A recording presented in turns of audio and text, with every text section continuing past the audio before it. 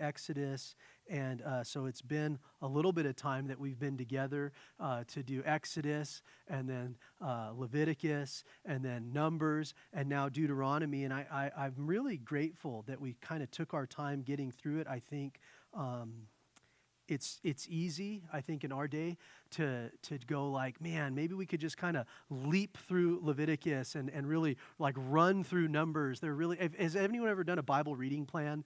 And like you get to Genesis, and at the end of Genesis, you kind of get to Exodus, and you go, okay, there's a little bit there, and then you get to Leviticus, and you go, maybe the New Testament, you know?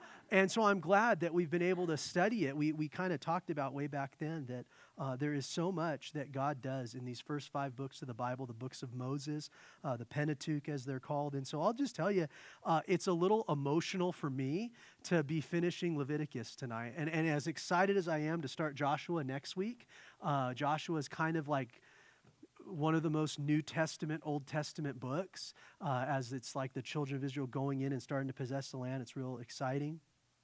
But there's especially, chapter 33 should go pretty quickly.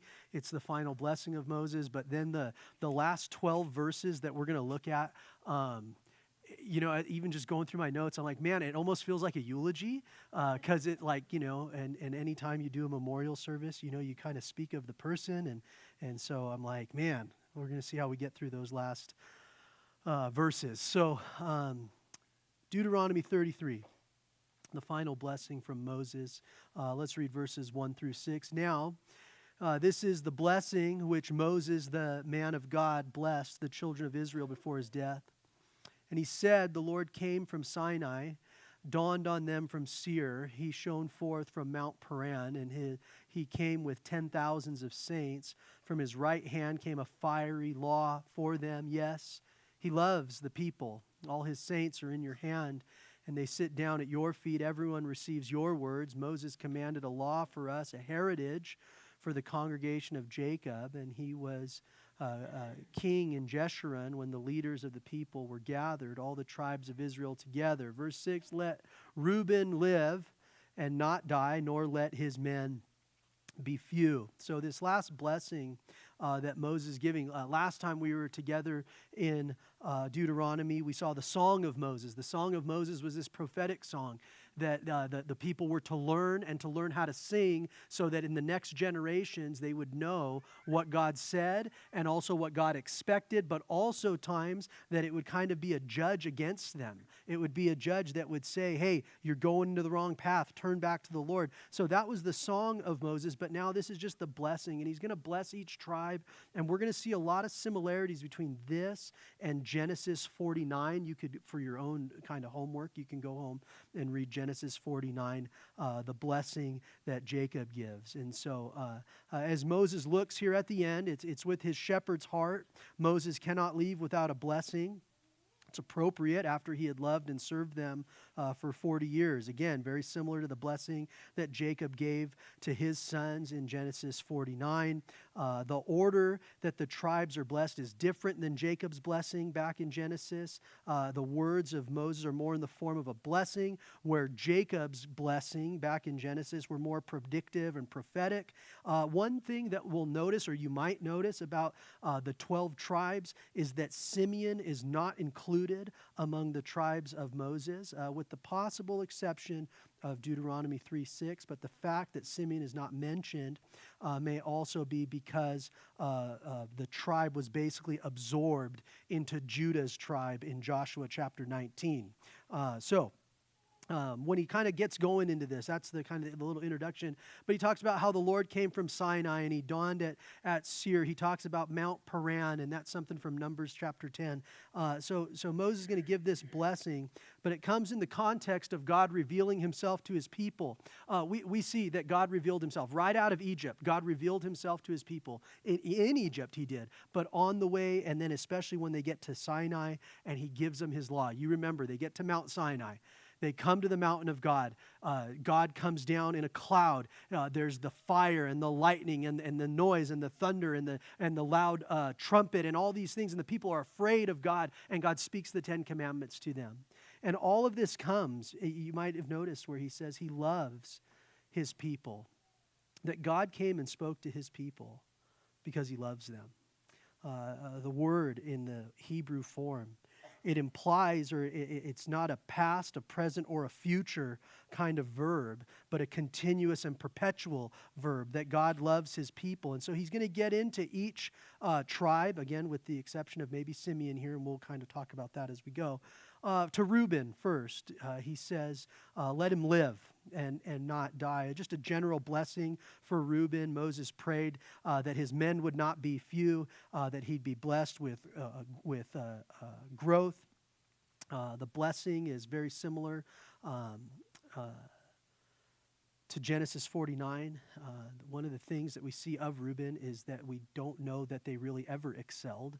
And there never came a prophet, a judge, or a king from the tribe of Reuben. Now, the tribe of Simeon is not mentioned in this blessing, but according to Adam Clark, in one ancient copy, the name is inserted here in verse 6, and the line should be understood as it was for Reuben, let Reuben live. Some would say that the other translations say that let Simeon be few, which would fit if you remember way back when we were in Numbers, and this was a long time ago. I wouldn't expect well, you know what, I would expect some to remember this, but from chapter 1, we saw that the tribe of Reuben had gone from 59,000 people to 22,000 people. The decline, 62%, was the largest decline in any tribe in the wilderness during the wilderness years, and so it could just be that they're, just slowly kind of dying off, and we'd imagine that has to do with just their faithfulness to God. Verse 7, to Judah. He said to Judah, hear, Lord, the voice of Judah. Bring him to his people. Let his hands be sufficient for him, and may you be a help against his enemies. The tribe of Judah is a very important tribe. We realize this. I kind of always joke around when Jacob was getting married. You remember he was kind of tricked. You guys remember that? He got tricked by Laban, his father-in-law, and he was supposed to marry Rachel. And I don't know if it was just super dark or what, but when he wakes up, he had married Leah, right? Leah was the wife that was given to, again, I don't know how that worked exactly. But I always joke around that he probably should have just stopped there because he got the best sons from Leah. Leah's always been one of my favorites. She gets overlooked. That's kind of why we named our daughter Leah, because I'm like, she was the wife that he needed. She gave him kind of the two sons that were needed most. Judah, that's where the Messiah is going to come from. And then Levi is where the priesthood came from. And that's the next one. But with Judah, the name means praise. Moses prayed that the Lord would hear the voice of praise. He said, let his hands be sufficient. Moses prayed for a blessing and a sustaining of the tribe of Judah, and really so that prophetic destiny to bring the Messiah could come to pass. He prayed that God would be his help against his enemy, and Moses knew that the destiny of the tribe of Judah also goes along with Jacob's prophecy in Genesis 49 when he said, the scepter shall not depart from Judah. For Levi, verses 8 to 11, and of Levi he said, let your Thummim and your Urim be with your Holy One, whom you tested at Massa, and with whom you contended at the waters of Meribah, who says of his father and mother, I have not seen them, nor did he acknowledge his brothers or know his own children, for they have observed your word and kept your covenant. They shall teach Jacob your judgments and Israel your law. They shall put incense before you and whole burnt sacrifice on your altar. Bless his substance, Lord, and accept the work of his hands. Strike the lions and those who rise against him, and of those who hate him, that they rise not again. You remember Levi, that's the tribe that has the priesthood. That those are the ones who are going to serve the Lord. Just because you were born in Israel didn't give you a privilege to serve the Lord, not in the tabernacle or later the temple. You had to be from the tribe of Levi, and then even that, you had to be within the family of Aaron if you were going to be a priest. And so he says that they have observed your word, they've kept your covenant. Again, they had the loyalty to God. Levi had been placed among the tribes of Israel in that way, that their sustenance would come from the tribes around them. We see many times that these guys, again, they were going to be the guys who were doing the sacrifices, that they would, the people would bring their sacrifices to Levi and to the children of Levi and to the priests, and then they would help those people connect with the Lord. And again, the job of the priest was to represent God to the people, and then the people back to God. And so that's the tribe of Levi there. Of Benjamin, verse 12, he said, the beloved of the Lord shall dwell in safety by him who shelters him all the day long, and he shall dwell between his shoulders. Benjamin, the beloved of the Lord. We remember that Benjamin was one of the special kids of Jacob, and the place of special love and blessing he has. It's fulfilled in a Benjamite city becoming the center of the nation, which is Jerusalem. When the tabernacle was at Nob in 1 Samuel, that was also a territory of Benjamin. When he says that he shall dwell in safety by him, though the tribe of Benjamin was indeed fierce and warlike, Jacob's prophecy in Genesis said that he was ravenous like a wolf, the tribe was greatly beloved by the Lord. There seems to be this tender compassion and solid security at the same time. You remember Benjamin is where Saul will end up coming from. Verses 13 to 17, Joseph. Of Joseph, he said, blessed of the Lord is his land, with the precious things of heaven, with the dew and the deep lying beneath, with the precious fruits of the sun, with the precious produce of the months, with the best things of the ancient mountains, with the precious things of the everlasting hills, with the precious things of the earth and its fullness, and the favor of him who dwelt in the bush. Let the blessing come on the head of Joseph and on the crown of the head of him who was separate from his brothers. His glory is like a firstborn bull, and his horns like the horns of a wild ox. Together with them he shall push the peoples to the ends of the earth. They are the 10,000s of Ephraim. They are the thousands of Manasseh. Kind of a little long there, but we know that Joseph is actually two tribes. You remember Joseph was the one that first went to Egypt as a slave. He has two sons. Later, because God was going to take the tribe of Levi and use him separately, in the count, he was going to take Joseph and split him into two, and that's Ephraim and Manasseh. And so they were blessed numerically with land in Israel, the descendants of the one son of the 12. These sons were more numerous than all the others. He says the favor of him who dwelt in the bush. He's talking about the Lord. Remember, the Lord was the one in the burning bush where he had found the favor of God. One thing that's interesting, he says the 10,000s of Ephraim and the thousands of Manasseh. If you remember, when Joseph brought his sons to Jacob at the end, and this is probably chapter 47, maybe 47, maybe 46, maybe 47, maybe 48. But I think 47 in Genesis. When Joseph brings his sons to his father to bless them, you remember there's the older Manasseh and the younger Ephraim, and Jacob switches his hands on them to give them a blessing. And you remember Joseph tries to stop him, and he goes, no, that's the older and that's the younger. Don't do that. Don't switch them like that. And he goes, I know what I'm doing. And so we see later that the younger Ephraim is numbered as 10,000s and Manasseh just thousands. So again, whatever it was that Jacob was doing back in that blessing, he obviously was doing what the Lord had him to do. In Genesis chapter 49, the blessing that Jacob gives, he says that Joseph is a fruitful bough by a well. His branches run over the wall. And so we see just the blessing of that tribe there. Verses 18 and 19, Zebulun. And of Zebulun, he said, rejoice, Zebulun, in your going out, and Issachar in your tents.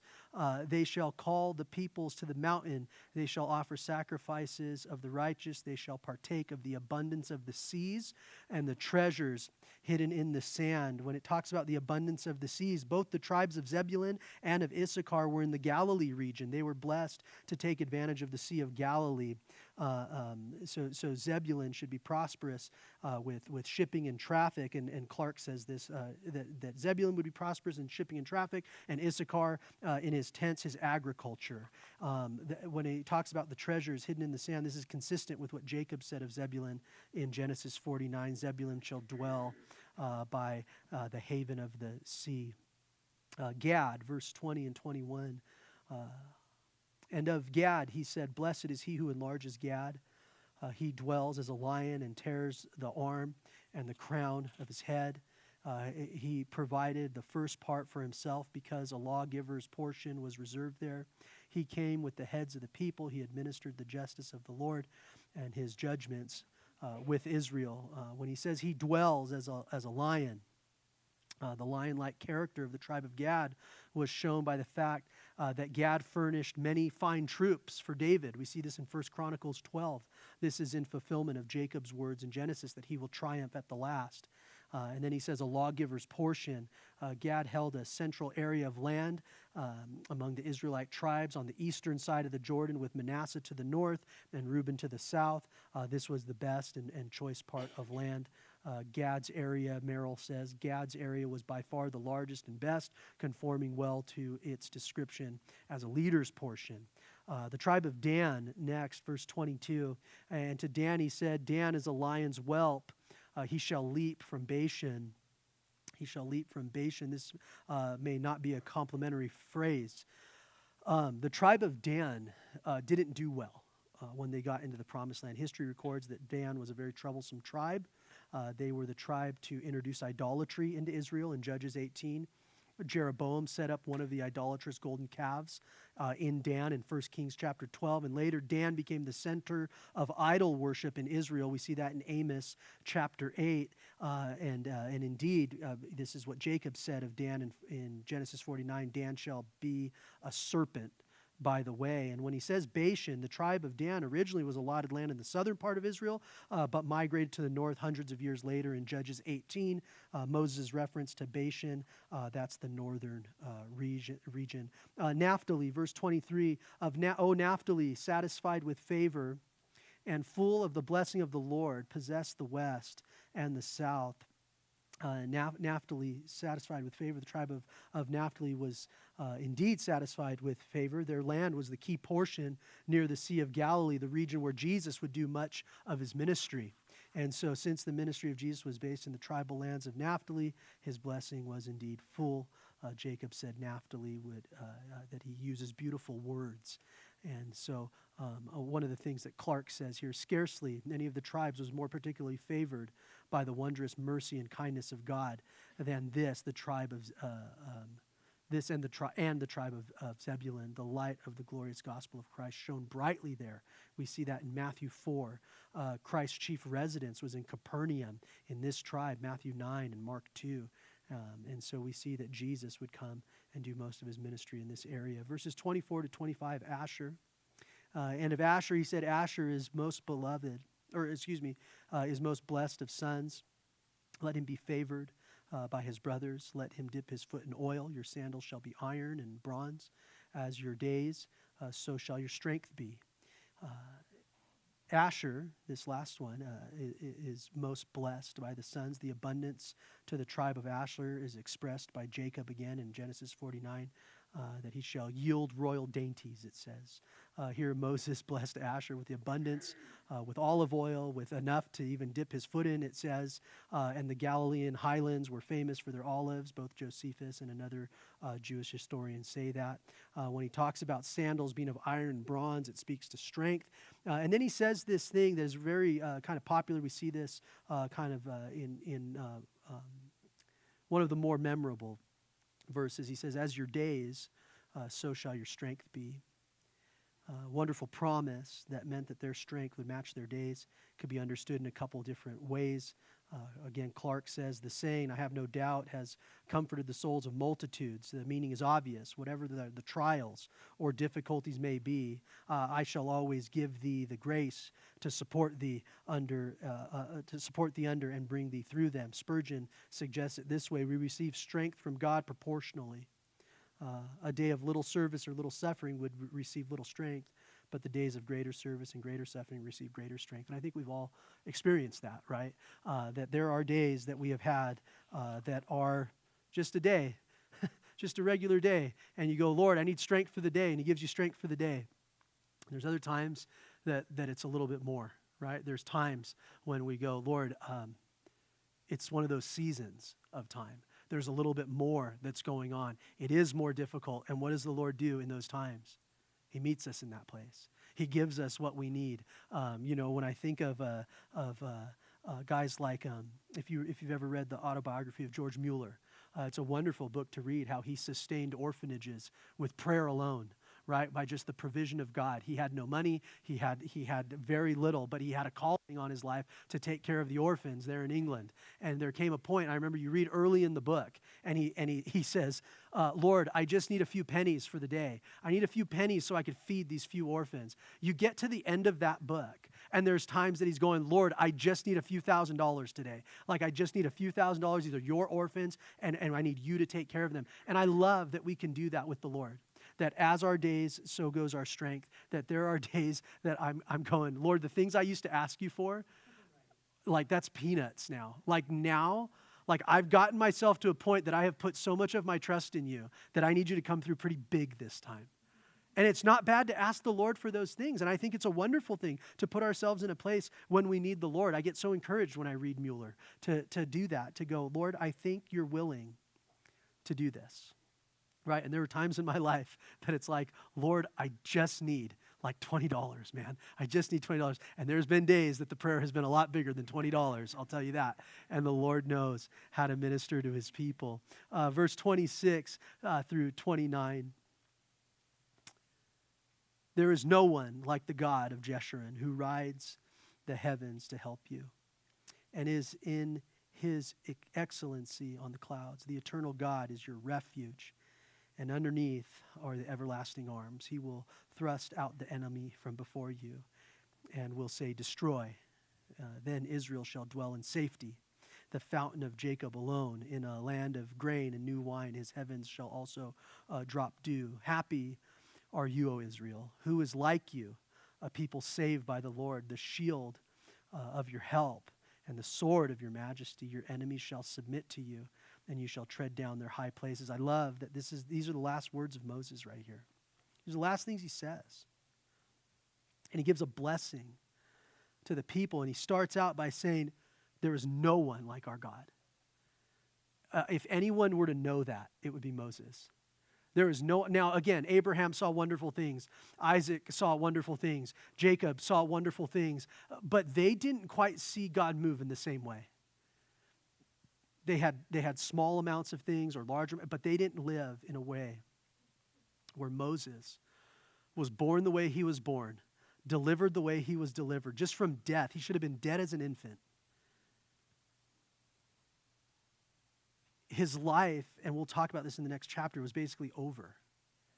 And God brings him back out of the backside of the desert and says, you're going to deliver my people. And he watched, not because of his own power and his own strength, but he watched God deliver his people. And he saw the mighty signs and wonders. And so he can say more than anyone else in the world, there is no one like our God, who rides the heavens to help you. And again, I can't help but think of times where Moses was at the very edge of himself, not able to go any further. That he brought the people, again, he goes and stands before Pharaoh, the world's superpower of the day. And he stands before him, he says, let my people go. Going, I am taking my life into my hands just standing here. And God comes to his rescue time and again. He says that God is their refuge, and that they will rest under his everlasting arms. And we all remember the hymn, leaning on his everlasting arms. But God will gird them up, and he says, happy, right? Happy are you, O Israel. And I always think of that verse. Happy are the people whose God is the Lord. That as we walk with God, as we know our God, we can say, you and I can say today even, there is no one like our God. Again, we have a prayer meeting on Thursdays right before we come in here. And to know, like, we bring our prayers to the God of the universe. And there is no one like our God. There is no one. Maybe in certain things, people can help in certain ways, right? There's certain things like oh Lord, I need a little bit of help. Maybe I can go to someone who has a lot of money, or I can go to someone who can help me. I can go to a doctor who's really good. But for everything, I go to the Lord. There's no one like him. There is no one like the Lord. And he is our refuge. He is our strength. He is the one for these guys in a very real way, in a very physical way. They will be able to look at their enemy and God will say, destroy. They're gonna conquer land right now. But for us, we get to walk in the promised land. And again, that's why I love that song that Thomas finished with. It's one of my favorite songs about let the redeemed of the Lord say so, right? Let us celebrate that God has brought us into the promised land. The promised land is not heaven, right? If Exodus taught us anything, that it's that Egypt was a picture of the world and the people were born again when they were brought out and they're going to the promised land, but that's not heaven, because in the promised land there's going to be fighting. In the promised land there's going to be battling, but there's going to be victory. That is us getting to walk in the Spirit and walk in the promises of God. That I don't know about you, but every day there's battles to fight. The biggest battle that I have is the guy I see in the mirror every day. That's the guy that I need to get out of the way and I need to overcome, right?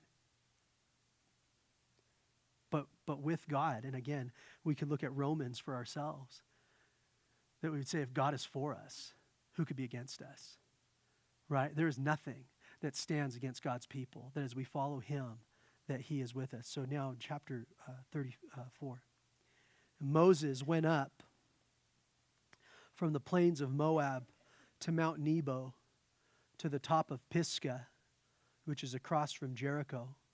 And the Lord showed him all the land of Gilead as far as Dan, all Naphtali, and all the land of Ephraim and Manasseh, all the land of Judah as far as the western sea, the south, and the plain of the valley of Jericho, the city of palm trees, as far as Zor.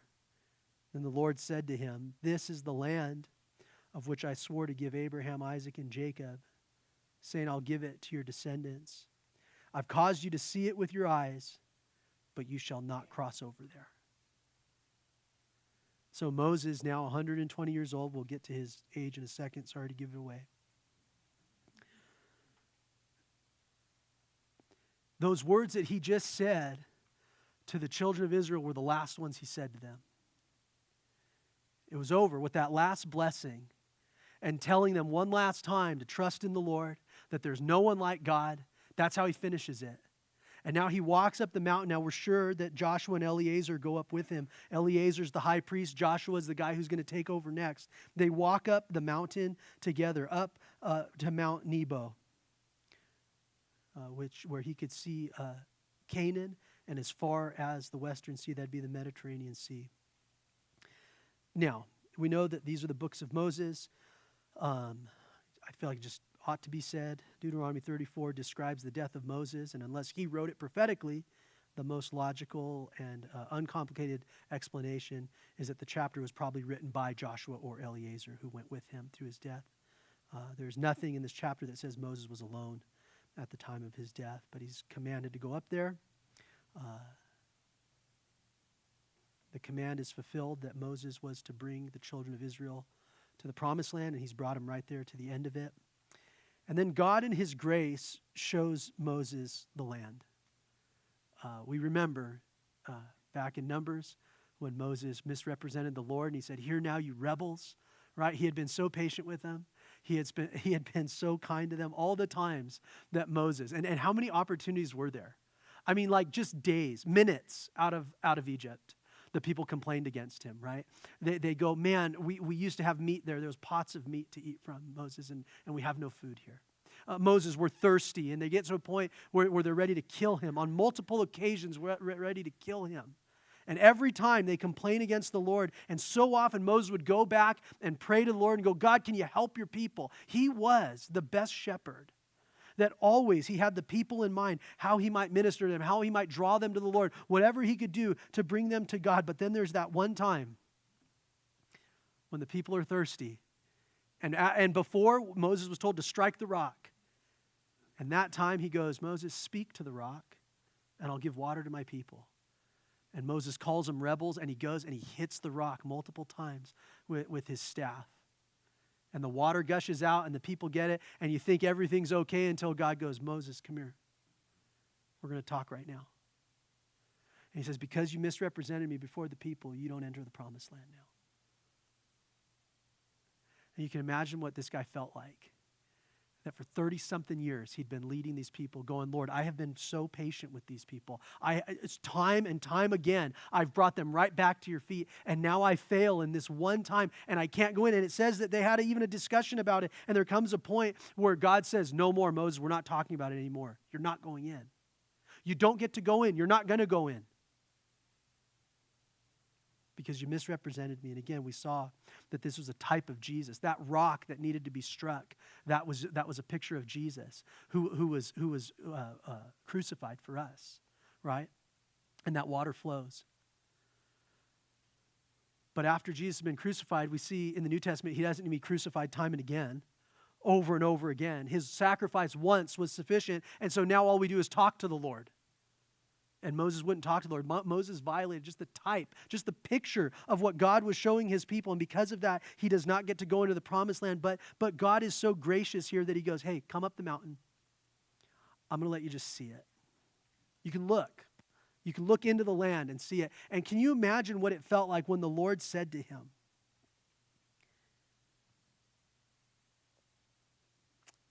he says, this is the land that I swore to give Abraham, Isaac, and Jacob. And I will give it to your descendants. And I've caused you to see it. And I'm sure there had to be like great emotion up there that Moses would be able to go like, awesome, I've gotten to see it. And again, I think we owe Moses like a little bit of praise here. Not worship, of course, but praise. Most people, when they find out that they're fired from a job, aren't going to stick it through. He could have very easily just said like, okay, if I can't go in, then find a new guy right now. I'm done. I'll just go die in the wilderness. I don't need to torture myself by leading these people anymore. But he didn't. He stuck with these people. And if you even remember when he was told he couldn't go into the promised land, he goes, then God, you need to raise someone else up to care for your people who will take them into the land. And God was very clear that it would be Joshua. But to get to hear those words, this is the land. Abraham did not get to see the land this way. Isaac did not get to see the land this way. Jacob did not get to see the land this way, but Moses does. That he has an entire nation behind him, 2 to 3 million people that he left there below, and he's up on the mountain, and he gets to look in. But he does not get to cross over, one of the most bittersweet things, it would seem. So close, and yet so far. Now, one of the things that is, I think, necessary to say here, Moses is the one who brought the law. Moses is a picture of the law. Elijah is the picture of the prophets, right? When usually they talk about the law and the prophets, they talk Moses and Elijah. The law and the prophets alone are not enough to save. So it would even violate the type. It would even violate the type if Moses were to enter into the promised land, because the law does not save. Those 10 commandments that we received, that Moses went up and got and brought down to the people, the 10 commandments don't save us.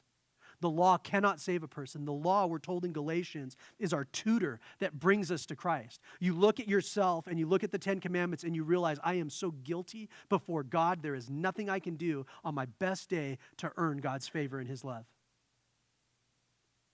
And what it brings us to is a place that says, I need a Savior. And so I want to read just what Dave Guzik says. He says, Moses died under the penalty of sin. It was his own sin. He died and remained buried. Jesus also died under the penalty of sin, but not his own sin. He died as a payment, a satisfaction for the sins of his people. As God's Holy One, even in death, Jesus did not remain buried. He gloriously rose from the dead. As great as Moses was, Jesus is the one who is greater than Moses. In Hebrews chapter 3, we see that very clear. And then verse 5, so Moses, through verse 8, so Moses, the servant of the Lord, died there in the land of Moab, according to the word of the Lord. And he, capitalized he there, right? The Lord buried him in the valley, in the land of Moab, opposite Beth Peor. But no one knows his grave to this day. Moses was 120 years old when he died. His eyes were not dim, nor his natural vigor diminished. And the children of Israel wept for Moses in the plains of Moab 30 days. So the days of weeping and mourning for Moses, they ended. I love how it explains who Moses is. He says, so Moses, the servant of the Lord. You could define Moses in a lot of different ways. You can identify him in a lot of different ways. He was the deliverer of the nation. They could have said, so Moses, the deliverer of the nation. Moses, the parter of the Red Sea. Moses, the one who brings water from the rock. Moses, the one who carried the staff. Remember we talked about that way back in Exodus, that like Moses had one play that he ran, right? The one play was God would say, go take the rod of God in your hand and go do what I asked you to do, right? And that's all he would do. It was like a picture of his faith in the Lord. He would just go, okay, I've got the rod of God in my hand and I'll go do what I'm asked to do. But that shows who he really was, that he was a servant of the Lord. And he was content to just serve him. Again, I'll read something else. To be satisfied with simply being the servant of the Lord is worthy and important. This should be enough for the believer. It's often said, and it sounds humble to say, and it's a more difficult reality to live, but it is the happiest of all stations in life. For when the master is glorified, the servant is satisfied. We as humans are not built to be worshipped We are built to worship, and we're best when we're serving the master. When we're serving the Lord, he's a good master. And so the goal, I think for all of us, again, the goal today isn't, hey, go be like Moses, but the goal would be to say something along the lines of, let's be servants of the Lord. Let's serve our God. It's easy in the Christian context to say that we're servants of the Lord. Again, it's a lot harder to demonstrate. Pastor Zeke has always said to us, you'll know you're truly a servant when people can treat you like one and you're okay with it. It's easy to serve people who are easy to serve. It's hard to serve people that are hard to serve. I know that some are very good at reminding us what we're not good at. And hey, did you think that you haven't done this yet? Maybe you ought to do that. That's the life of the Christian, right? Is that we're servants of God. We're servants of people. So often we serve God by serving people. And so Moses, the servant of the Lord, it says that he died there and he was buried. Just as God promised that would happen, it happened. And it happened according to the word of the Lord. It says that he buried him. God buried him. God may have done it through a human agent like Joshua or Eleazar.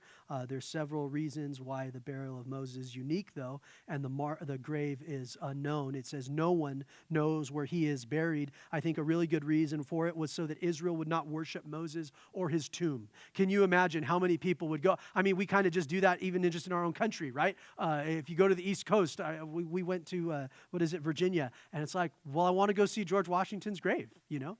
I want to go to Mount Vernon. I want to see what's going on there. Like we kind of have that thing in us. People do. And so Moses being kind of the greatest until Christ would come along, you can see what would happen. And so Israel would not be able to worship there.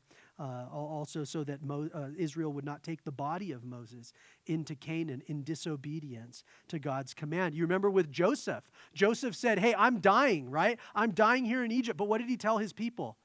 Take my bones out of here. I'm not staying in Egypt. When we go to the land that God promises, you take my bones with you. So you can imagine if they knew where Moses was buried, they'd go, well, posthumously, right? We can take him in there. We could get him in there after, and no, that's not what God wanted. Now, the burial of Moses is also a little complicated, more than it first appears, because we see in Jude, verse 9, that the devil contended with God over the body of Moses. You can go read Jude 9 later. And it speaks of this occasion when Michael the archangel, in contending with the devil when he disputed about the body of Moses. Apparently there's a contention over the body, and according to Jude, Michael the archangel won the contest as he appealed to the Lord's authority when he said, the Lord rebuke you.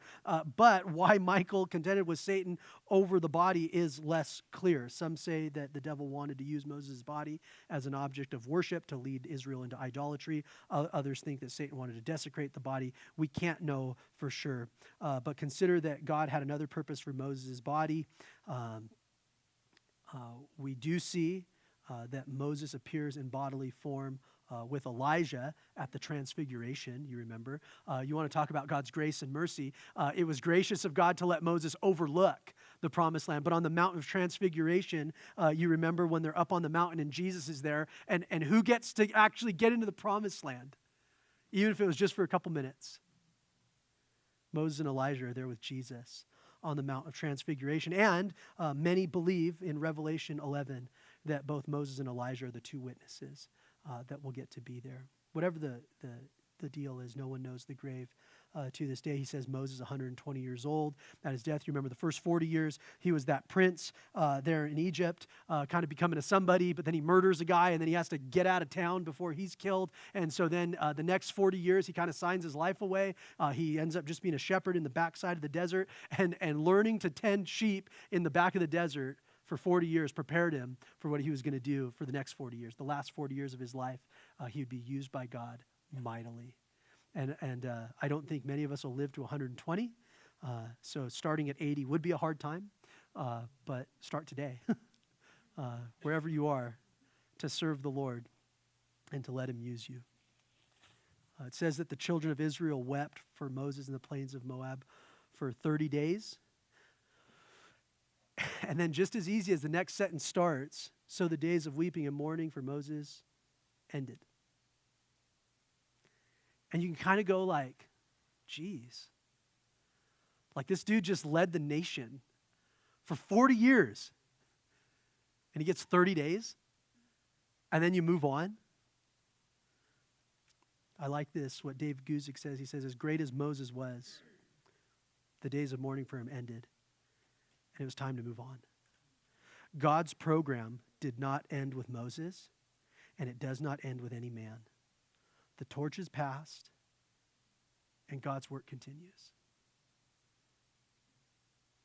I love this. No one person holds God's plan. I love it. I remember Joey Baran used to always say, like, this bus is rolling, man.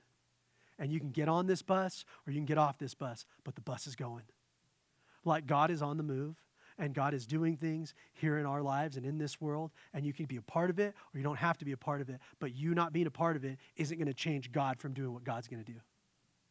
Right? God will do what God will do. And God has promised that his people are going to the promised land, and so Moses is gone now, Moses is dead, and guess what? Now it's time to move. And it's just a special thing to see. And it's also a very humbling thing to see. Because there are times when we are tempted to think more highly of ourselves than we ought to think. Anyone else been there? Where you could think like, no, Lord, I'm real important to what goes on around these parts. Right? I remember when I used to teach 5th and 6th grade ministries, the first time I started teaching the Bible. And I thought, I am God's gift to this church and to 5th and 6th graders.